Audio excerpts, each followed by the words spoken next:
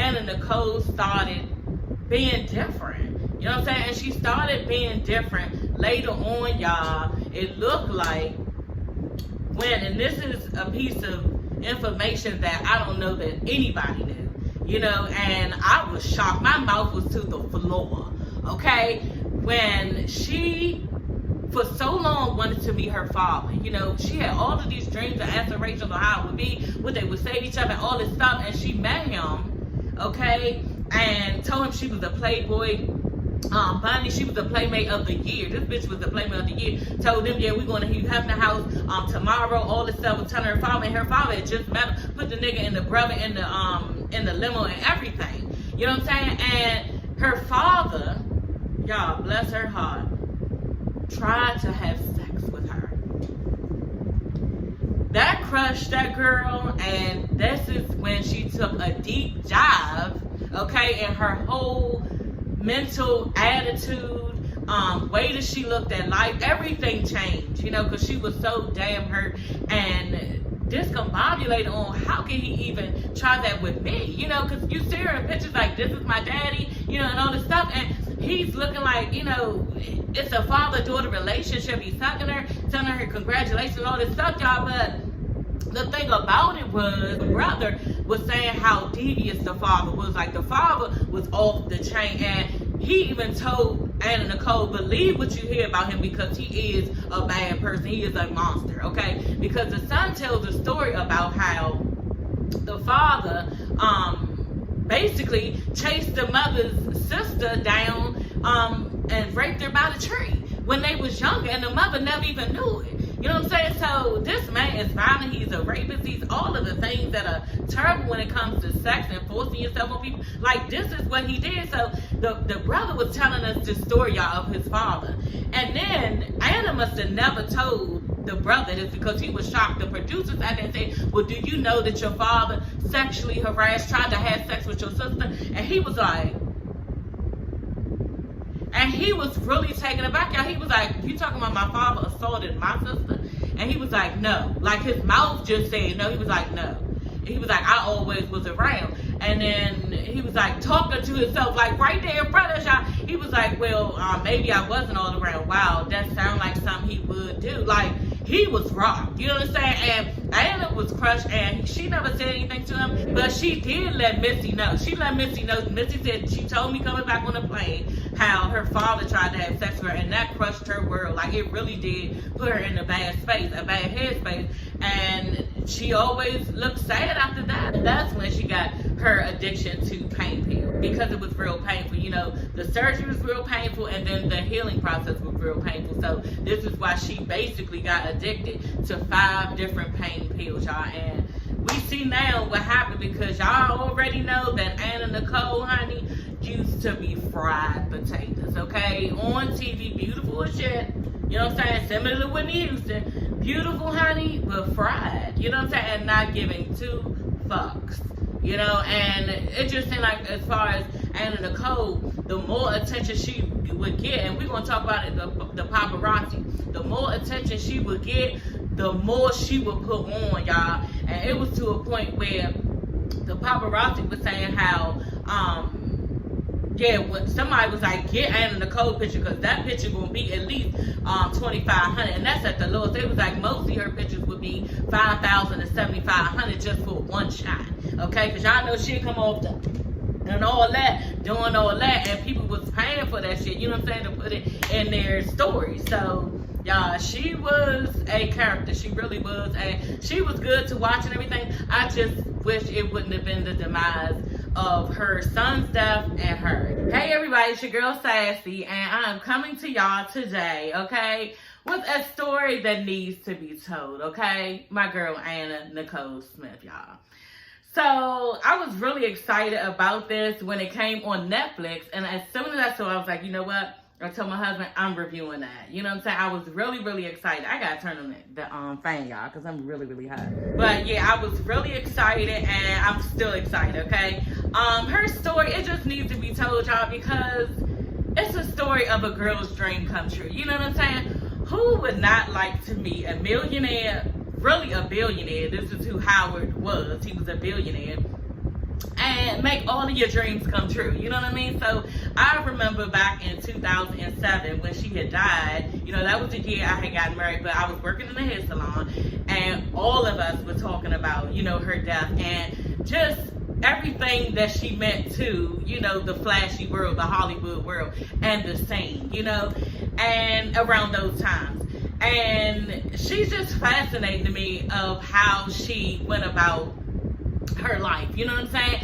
And thinking back now when I watched it, it was really telling, you know what I'm saying? And it wasn't as dreamy as we all thought. Y'all know a lot of times when y'all look on TV and see certain things, and, you know, we see the good part about it, but we don't see the bad things behind closed doors. So this just opened your eyes up to a lot of stuff that she went through that she did not have to go through, but she put herself through because she wanted to be in Hollywood, you know what I mean? Anyway, y'all, I'm going to do a spoiler alert, okay? Because I feel as though, yeah, this just needs to be said because I'm going to be mentioning several things on why, you know, you can tell that she did this. So basically, Anna Nicole lied to us, y'all, okay? She did not have a hard upbringing. She was not abused by her stepfather. Her mother did not beat her. That was her story. Her mother beat her. You know, she lived in such poverty and, you know, she was poor. And that was not her story at all. Her brothers tell it that her mother was very good to her. They were very close. And, you know, when her mother asked her, you know, why are you telling these lies? This is at the end of the movie. You know what I'm saying? I was pissed because I watched it twice. And I was just thinking, dang, they should have told us that information and we could have saw, everybody could have saw what I saw throughout the documentary. You know, but I feel as though you had to go back and think about certain things to see where her mental was on why she would lie about her upbringing. You know what I mean? And she figured out very early that this is what she told her mother. Because the mother was like, why do you always lie? Why are you telling all these lies? And she was just like, you know, I can get more attention and more money with lies, with me telling people bad things, you know, and them feeling bad for me. So this is the route she went. She was like, yeah, she can make a lot of money with her looks and everything. We're going to get into that. She can make a lot of money with her looks and everything, but she can make more and more and more and quadrillions of money if she told bad stories. Because y'all know, look at the IG channel. Like, we love the IG channel, okay? Look at 48 Hours. We can't get enough. You know what I'm saying? So when you hear stories like this, it attaches you to people and you want to hear more. And so, yeah, more money is being made. I thought that was fascinating to know that this girl actually lied about her entire childhood to come up in the industry and make a lot of money, because this was her dream, to make a lot of money, to be famous, and she wanted to be a playmate. So anyway, y'all, let's get into it. So at the beginning of the documentary, y'all, they're showing Anna Nicole getting her makeup done. She has a interview that she's about to do, and so she looks at the camera and says, you know, I would just advise anybody to follow your dreams because you can make them come true. And as she's saying this, she's smiling, and then she smiles at the end of the phrase when she's done, but then her smile drops all very, like, devious. You know what I'm saying? Very cold. Very as a matter of fact. Like, she just said some shit that, you know, she meant. I made it happen, and yeah, I did whatever I needed to do, whether it's slander my family, whether it's making them look like a disgrace, my whole mother look like a disgrace, and like she never did anything for me, and ruin and tarnish her name. Like, whatever you gotta do, then do it. And she meant that. You know what I'm saying? And when she said it, it was so surreal.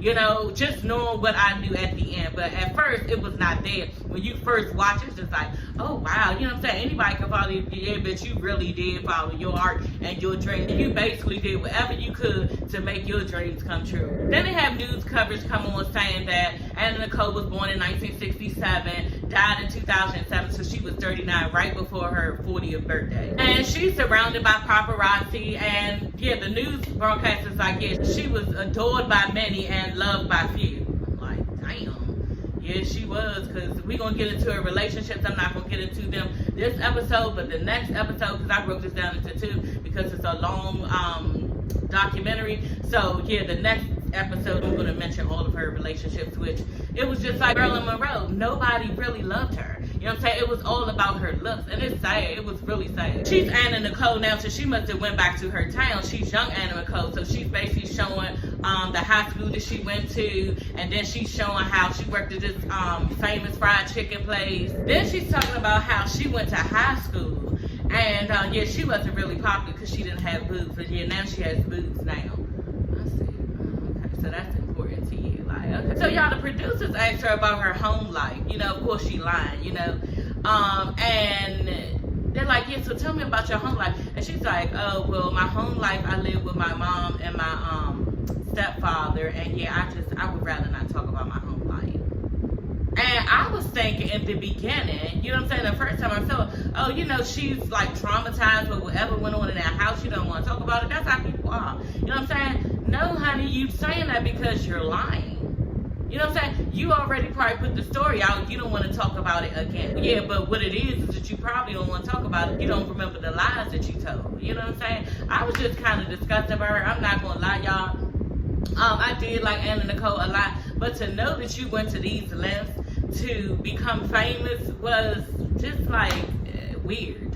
Very weird. Her uncle was saying how, you know, she was always trying to get attention. That's just how she was. She was trying to grab attention by, like, she would go outside in the front yard and she would do her chilling outside and wait for the boys to drive past, you know, and just be like, hi. You know what I'm saying? She always loved attention.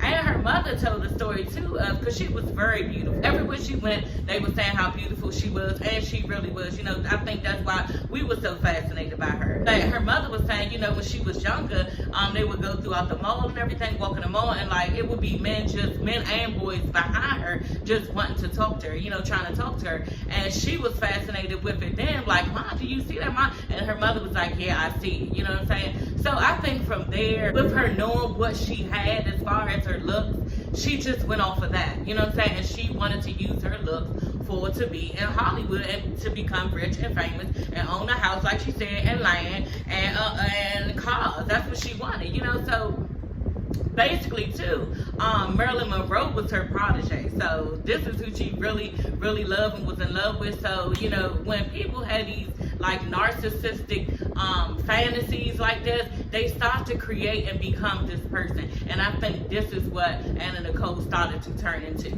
You know, not fully looking crazy like, you know, but in her mind, you know, like her one friend said, she loved that lady Marilyn Monroe to the fullest, and I wouldn't even be surprised if she dreamt that she was her at one time. You know, it was that, you know, crazy in her head about this woman. Her younger brother, y'all, lets us know how manipulative she was, you know, at a young age.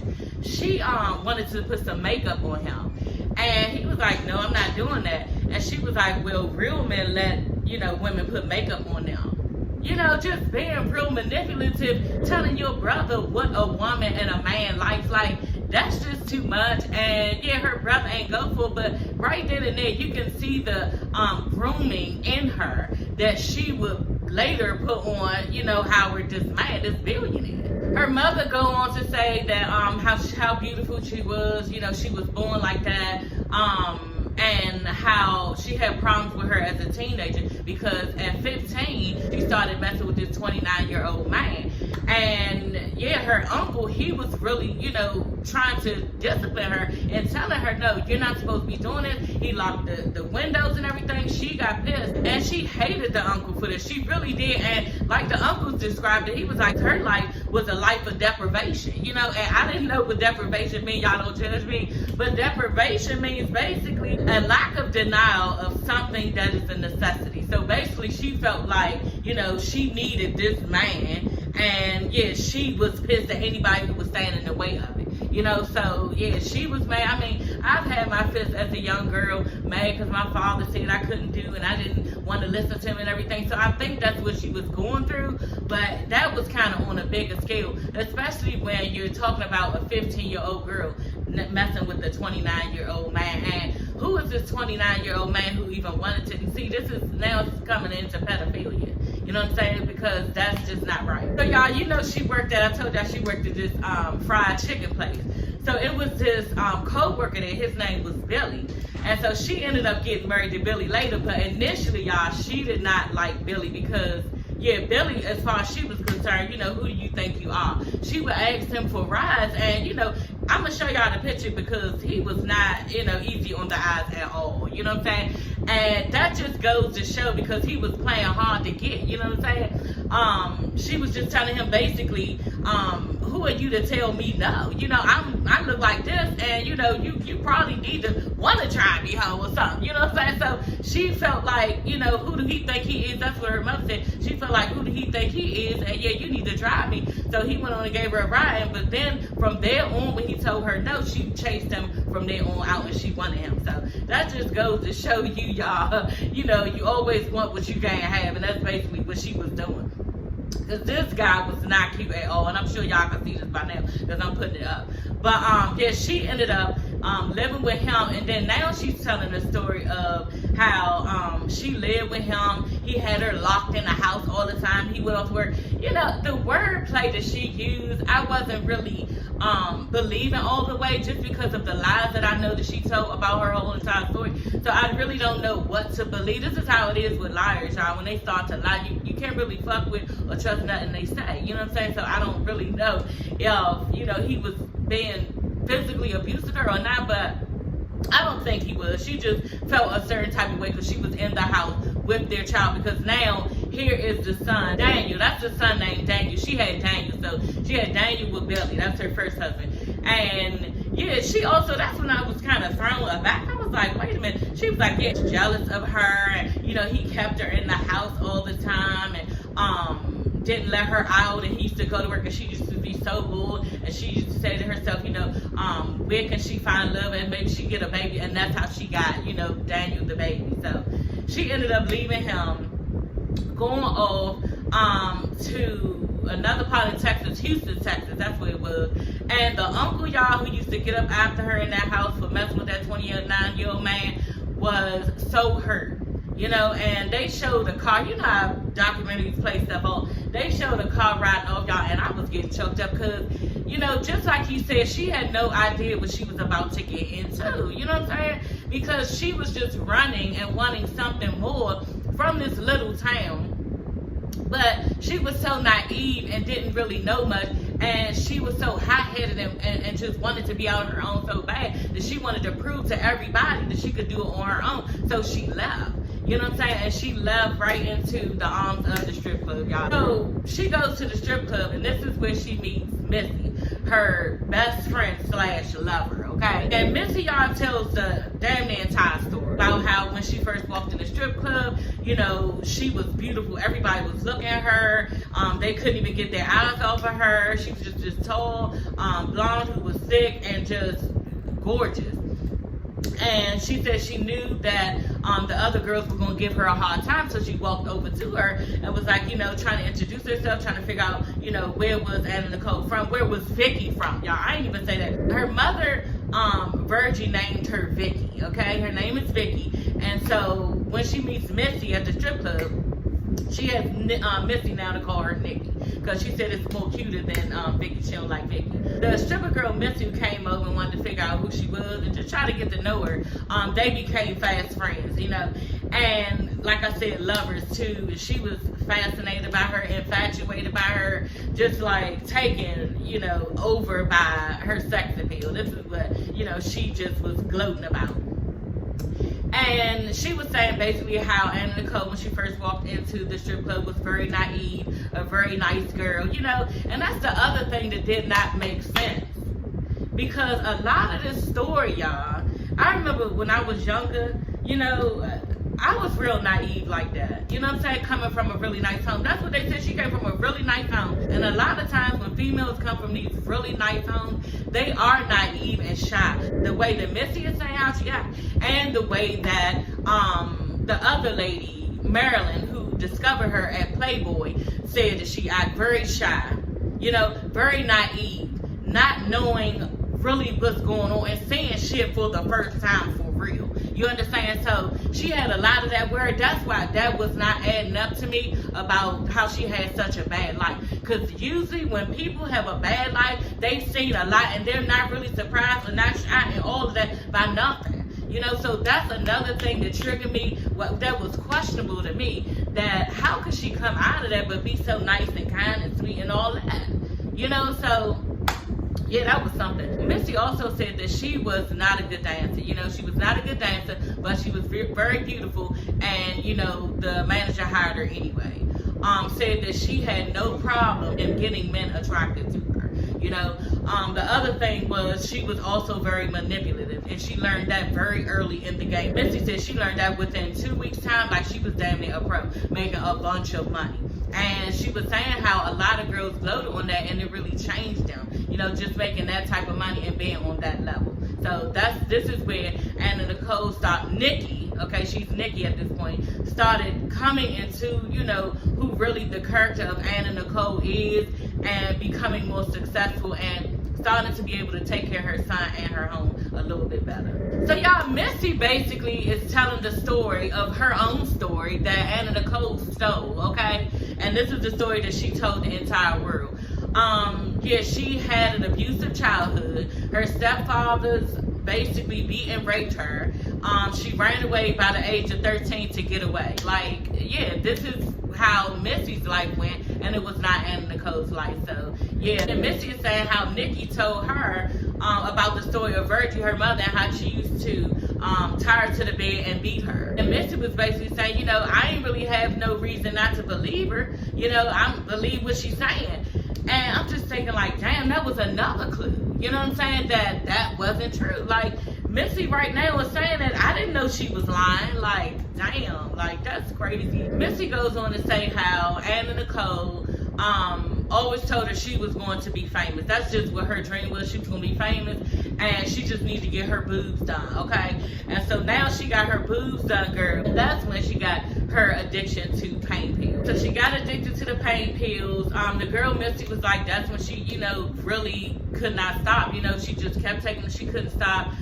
Life with Anna Nicole was fun. That's what Missy was saying. It was so fun. Every day was like a roller coaster. You never knew what was going to go on. She started to fall in love with her even more. She was a great love maker. All this stuff. I was like, Lord, she was really gloating on her, and you could tell that her and Anna Nicole were really close. But y'all gotta watch my next video coming up when I talk about the second half, because yeah, Anna Nicole started switching up and acting real funny. You know what I'm saying? Even on Howard, the billionaire guy who took care of her, like, she started switching up, acting funny on Missy. And yeah, I think towards the end, her and Missy was not even talking. Y'all, it's 1991, okay? And Anna Nicole has met J. Howard Marshall, okay? A really old guy who is a billionaire. And Missy, her girlfriend she stripped with, is telling the story. And she's telling how they met. Basically, Anna told her that his wife just died. He was depressed, and yeah, they fell in love. And Missy is like, he's not a million, I'm talking billionaire with a B, okay? And I'm just thinking to myself, and I know y'all probably was thinking, what billionaire is in the strip club? You know what I'm saying? Like, yeah, I don't know, but I was just thinking probably because he was so much older, and this is what he wanted to be around. You know, obviously because he married Anna Nicole, you know what I'm saying? But he wanted to be around in this type of environment, so he was there. You know, he took her in and wanted her for the things he wanted her for. And that's the thing, y'all. If we could just get into it, because her lawyer was saying, basically at first I was like, you know, she making up excuses on why Anna Nicole was basically using this man, you know, because she was saying how Howard wanted to adopt Daniel. He loved Daniel, her son, and he wanted to make sure in his will that they were taken care of. And I was just thinking to myself, she's just trying to make her look good because it's her money, that's her lawyer and everything. But it is kind of makes sense what she was saying. They kind of complimented each other. You know what I'm saying? Everybody is not in a relationship for love. They're just not. You know what I'm saying? Is it right to use people? No, I'm not saying that. You know what I'm saying? But at the end of the day, she never wanted to be in a relationship for love. She didn't. We'll talk about that later on the next episode when I do the last episode. We'll talk about that. She never wanted love, which that doesn't mean she, you know, should not be introduced to it. But her thing was money and fame. You know what I'm saying? He's a dime man. He wanted to be around a beautiful woman who would give him sex. He had the money to pay for it, and he had the money to buy her things that, you know, a lot of men or a lot of people could not. So weren't they kind of like doing each other a favor? Weren't they both kind of like helping each other out in certain ways, you know, that benefit for the both of them? You know what I'm saying? I'm trying to see where their heads were at with it, because both of them were getting fed a drug that they need and wanted to be in the relationship. You know, and then two, could it be this? Because in some of the pictures they showed y'all, Anna Nicole looked very innocent and naive and just like a youngin' who just liked to have fun. She just wasn't always like, you know what I'm saying, that girl. Some of the time she looked real innocent, just like to have silly fun, like me. You know what I'm saying? I like to have silly fun all the time. I don't always look like this. You know what I'm saying? But mostly never. You know what I'm saying? I only do this on camera or when I go out. But I'm a silly girl. I like to have fun. I'm goofy fun. And maybe this is the way she was, and he liked that part of her. You know what I'm saying? Because you see him on the back of a four-wheeler ride with her. It looks so funny, y'all. And my daughter was like, what in the hell? And you know, when he looked like he was having the time of his life, y'all. And he was like in his 80s, probably 90s. This man is old as shit. You know what I'm saying? So I think they were feeding off of each other and what they could get, and they were fine. Y'all, we got to go back, because before that, she got with the lady named Marilyn, who basically was the editor of Playboy. But before that, the lady didn't want to bring her in, because she was just like, okay, I see her picture. She got a bunch of big stiff hairdos with a bunch of makeup on. Okay, just bring her, because it looked like she got a real pretty face. Just bring her in. So she brought her in, and she was like, Anna Nicole was over there, just like really nervous, had a sheet over, was real nervous, and she didn't know what to do, she didn't know how to be or anything, and she had the record on her, and she was like, well, just play this record, and then she played the record of Diamonds Are a Girl's Best Friend from Marilyn Monroe, and that's when, you know, she came alive. After that, that's when she had, the same lady had told her, because basically I heard it real quick in a news broadcast, and they said about her, Anna Nicole is the model for Guess, because she was the Guess model now, because Marilyn had introduced her to the people from Guess, to Paul. His name was Paul Marciano from Guess, because they said it in the clip, in the news clip here, she's taller and bigger, boned, more average than the regular normal model. You know what I mean? So like, dang, okay, girl. So the bitch meant she was gonna get her in something because she was beautiful. You know, so she put her on the Paul Marciano from Guess, and she ended up getting that deal. And y'all, her pictures was flawless. Okay, flawless. Like, the bitch is bad. And I was just looking. My daughter even was like, wow, like really nice pictures. Another thing, she was given a role in The Mask with Jim Carrey, but she was like, she didn't know if she was gonna do it, because they was only trying to pay her $50,000, and that was just like trifling to even try to give her. She needed more than that. And then 2, Naked Gun 3. So she was supposed to be in 2 of those, but she was in another movie, but just had a small part as like a sex symbol. So now she's becoming a sex symbol and getting small parts, small roles, but nobody's really trying to take her on for her acting abilities at all. You know, it's just all about that. So I know that from the next part that I reviewed, that starts to come to light, that she's only, you know, seen for that, and she starts to get, you know, kind of mad about it. You know, like, this is not all that I am, but it is, because this is all we see is beauty, and this is all that you basically give the people to see. Then she meets this blonde guy, I forget his name, but I think this is the one who is the baby father, who she did not want to be the baby father. She basically, had the baby with this man, was like, yeah, deuces, I'm out, and tried to like get rid of him and everything, like, don't call me, I don't want to see you, anything. She did not want no part of this man. She just wanted another real pretty baby, and that's the only reason why she, you know, fucked him to have the baby, basically. And that's what everybody was saying, and that's the way that it looked. Then she turned around and had an overdose, the overdose that happened in the hotel.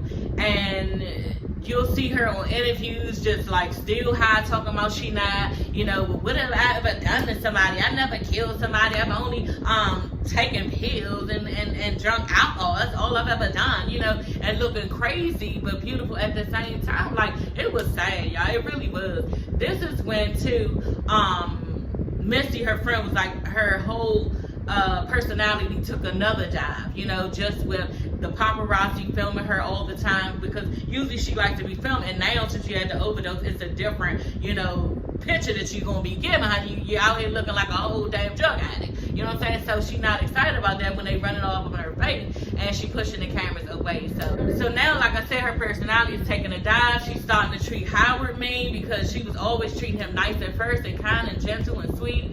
And now she's using him as the ATM. That's like her personal ATM. She even had his personal credit card. She had a bunch of credit cards and all his money all the time. But now she got his personal credit card, and she, like Missy said, she used an ungodly amount on there and maxed it out. You know, so now she just becoming, basically a drug addict, and she's upset and mad at certain situations that happen in her life. Here's Howard, y'all. Jay Howard's son. Yeah, he ain't having it. Okay, he said no ma'am. No ma'am. He came in, and like Missy said, he could not stand Anna Nicole. In fact, he damn near hated her. He resented her. Okay, because he felt like his father had worked so hard for his business. He had an oil business. That's what he basically had. He was in the business of oil. Y'all know when people in the business of that, it's just ching, ching, ching, ching all over the place.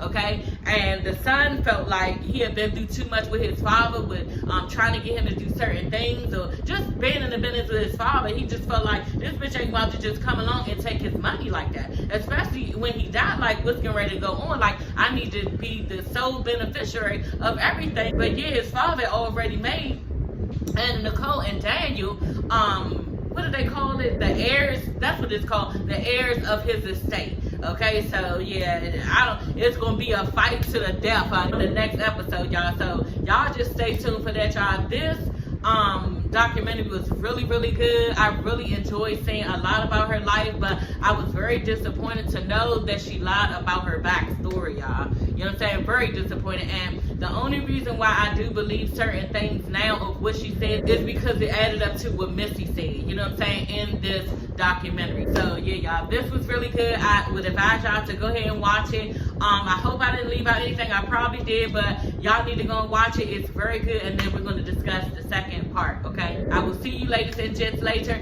Don't forget to like, comment, and subscribe.